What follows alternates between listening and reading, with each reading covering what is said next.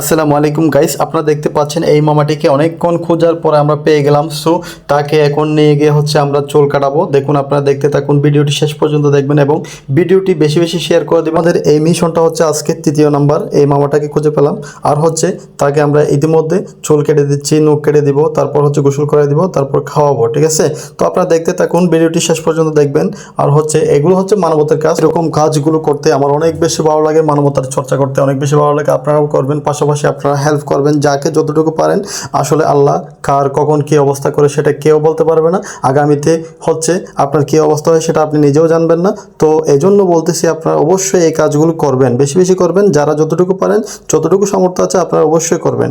এটা আমরা করার চেষ্টা করি, আপনারা দোয়া করবেন, আপনারা সহযোগিতা করবেন। ইনশাআল্লাহ আমরা এইগুলো চলমান রাখবো।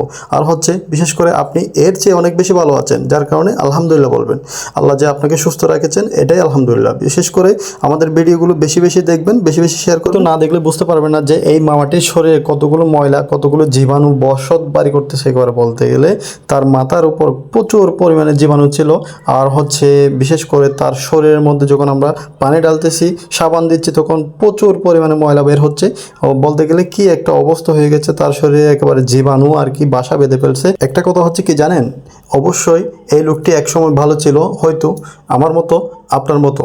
আপনার মতো যখন সে ভালো ছিল, তখন ওই জায়গায় যদি আমরা গিয়ে দেখি, তাহলে কি অবস্থা হতো আমাদের, আমরা যদি এই অবস্থায় থাকতাম। আসলে এটা ভারসাম্যহীন। তো অবশ্যই আমরা এটা করার পরে দেখুন মামাটা কী রকমভাবে, কত সুন্দরভাবে হাসি দিচ্ছে, খুশি হয়ে গেছে। মাশাআল্লাহ বলতে গেলে সে এখন অনেক বেশি খুশি। তাকে আমরা কাপড় চোপড় সব কিছু পরাই, তারপর এখন খাওয়াতে নিয়ে যাব। ইনশাল্লাহ সে খাবে, অনেক সুন্দর করে খাবে।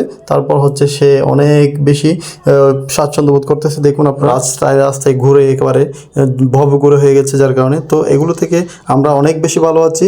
এজন্য আমাদের অনেক বেশি আল্লাহর কাছে শুকরিয়া আদায় করতে হবে, যার কারণে এই ধরনের অবহেলিত মানুষ পেলে, অথবা এই ধরনের মামা ভারসাম্যহীন লোক পেলে আমাদেরকে অবশ্যই জানাবেন কোথায় আছে, কি অবস্থায় আছে। এগুলো আমরা দেখে দেখে খুঁজে খুঁজে তাদেরকে এই অবস্থায় এরকম পরিষ্কার পরিচ্ছন্ন করে দিব ইনশাল্লাহ। বিশেষ করে আপনারা যদি এই মামাটিকে চিনে থাকেন, কমেন্ট বক্সে জানাবেন, যে আমরা অবশ্যই তাকে তার গন্তব্যস্থলে পৌঁছে দেওয়ার চেষ্টা করব।